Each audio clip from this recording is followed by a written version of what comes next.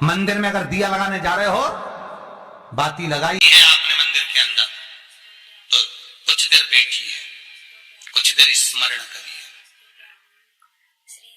हमारे यहां तो यहां तक कहा गया है कि किसी मुर्दे को अगर जलाया भी जाता है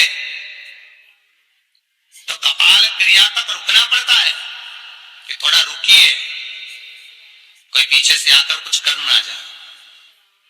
दीप जलाएं, थोड़ी देर रुकिए, और दीप का भी नियम है महाराज, दीप का भी नियम।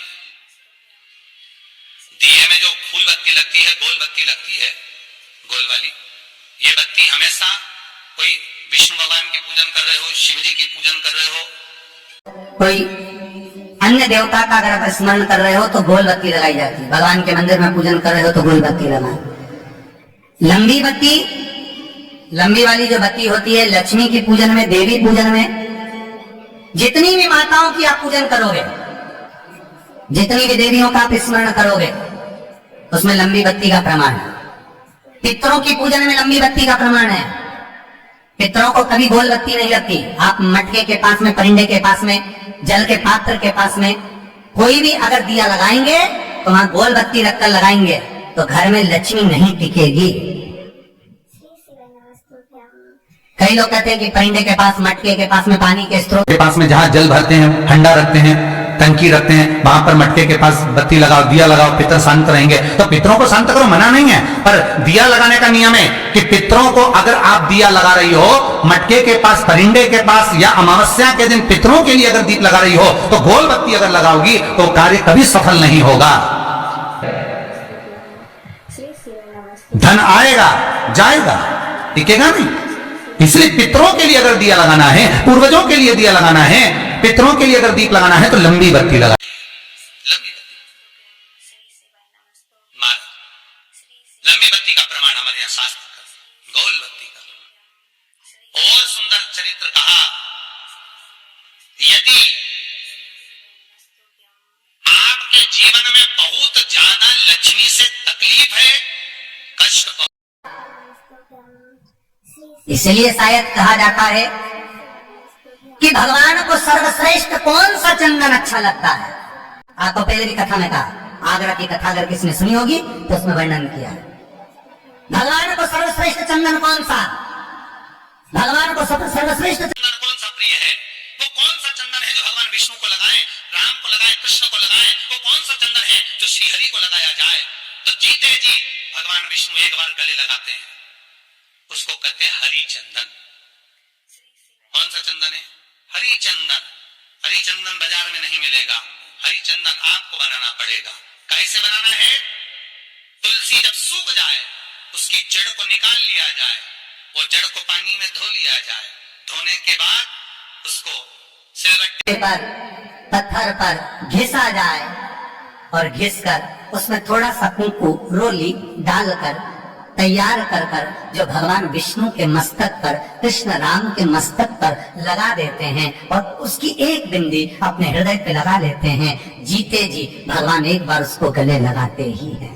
हरि चंदन प्रियता।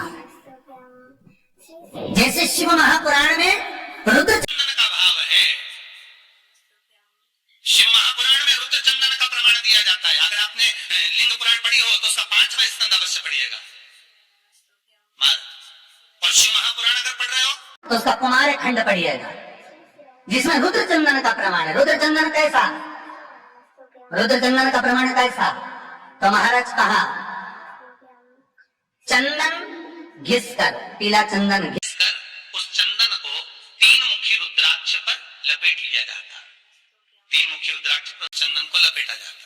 लपेटोगे उसके बाद उसको ऐसा गोल करोगे तो एकदम चिकना हो जाएगा, एकदम चिकना, ठीक है, एकदम चिकना हो जाएगा। और उस चंदन को आप रात्रि पर रुद्र चंदन, अर्थात जो चंदन का आपने 3 मुखी रुद्राक्ष में लेपन करा है, उसका गोला बनाया है, वो चंदन अच्छा मोटा मोटा कर लेना, अच्छा बढ़िया, ऐसा नहीं थोड़ा बहुत ही लगा, पूरा रुद्राक्ष दिखना नहीं चाहिए, पूरा लपेट कर उसको शंकर के शिवलिंग पर ले जाकर रख दीजिए, और फिर धीरे धीरे शंकर भगवान का जल अभिषेक करना प्रारंभ कर दीजिए। वो चंदन पूरा धीरे धीरे शंकर के शिवलिंग पर डलना चाहिए। शंकर के मूल मंत्र श्री शिवाय नमस्तुभ्यम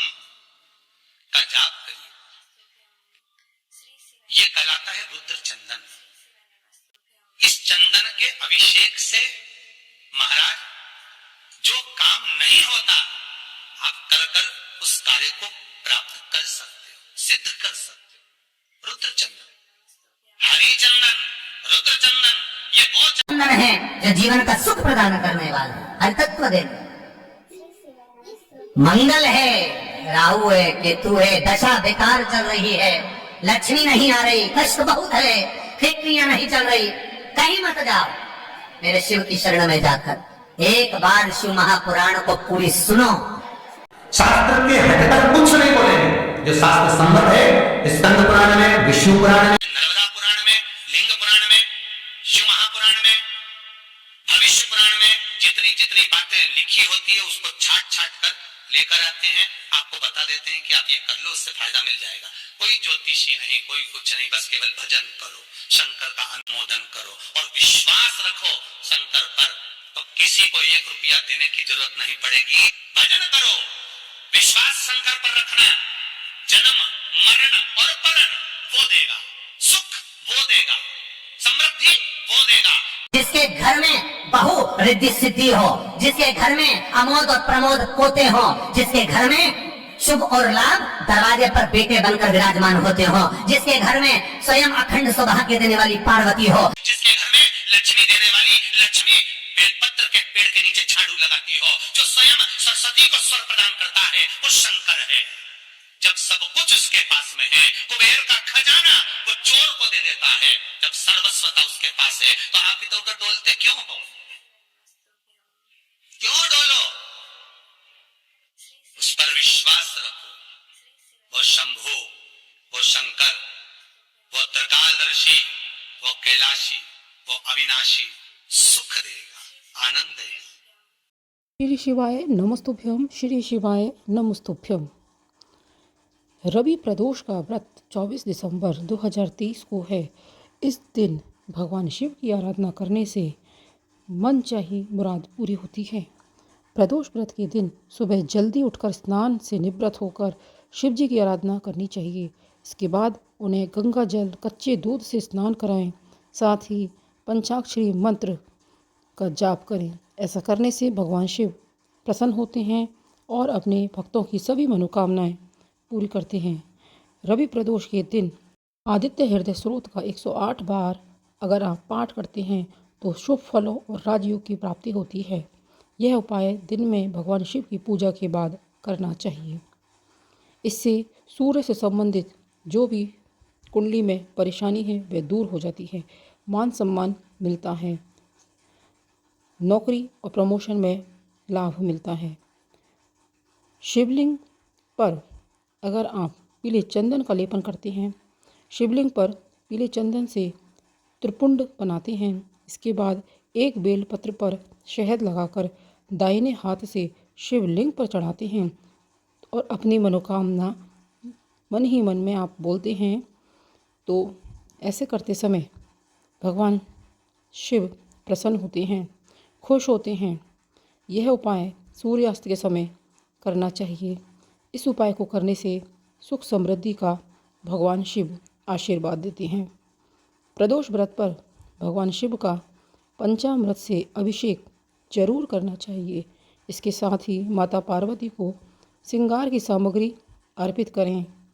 ऐसा करने से साधक का जो भी यह उपाय कर रहा है उसका वैवाहिक जीवन सुख में बना रहता है, साथ ही मानसिक तनाव भी दूर होता है। रवि प्रदोष व्रत में अगर आप दान देते हैं तो इसका भी बड़ा ही महत्व है। रवि प्रदोष व्रत के दिन सफ़ेद चीज़ें, चावल, दही, दूध का दान करना चाहिए। ऐसा माना जाता है कि ऐसा करने से नौकरी में प्रमोशन के योग बनते हैं। क्योंकि इस दिन रविवार भी है तो ऐसे में गेहूँ, जौ, तांबा, लाल पुष्प का दान आप कर सकते हैं। रवि प्रदोष के दिन सूर्यास्त के समय एक दीपक आपको अपने घर के मंदिर में प्रज्वलित करना है और एक दीपक शिव मंदिर में, जहाँ शिवालय है, वहाँ जाकर भगवान शिव के मंदिर में अर्पित करना है। कहते हैं शिवालय में शाम के समय अंधेरे में अगर कोई एक दीपक प्रज्वलित करता है तो भगवान शिव प्रसन्न होकर उसे मनोवांछित फल का वरदान देते हैं। इसके साथ ही एक घी का दीपक आपको बेलपत्र के पेड़ के नीचे जरूर अर्पित करना चाहिए, जिससे कि बेलपत्र के पेड़ के नीचे माता लक्ष्मी निवास करती हैं और शिव प्रसन्न होते हैं। इसलिए बेलपत्र के पेड़ के नीचे एक घी का दीपक जरूर अर्पित करें। इन उपायों को अगर आप कर लेते हैं रवि प्रदोष व्रत के दिन, तो आपके जीवन से सभी दुख तकलीफ परेशानियां दूर होंगी। भगवान भोलेनाथ की कृपा से आपके जीवन में खुशियाँ आएंगी, प्रसन्नता आएगी और जो भी इस उपाय को करेगा उसका मानसिक तनाव दूर होगा, साथ ही दरिद्रता दूर चली जाएगी, संपन्नता घर में आएगी। अगर यह वीडियो आपको अच्छा लगा है तो इसे लाइक कीजिए, शेयर कीजिए, कमेंट बॉक्स में हर हर महादेव अवश्य लिखें और चैनल पर नए आए हैं तो इसे सब्सक्राइब जरूर कर लीजिएगा। मिलते हैं अगले वीडियो में। धन्यवाद।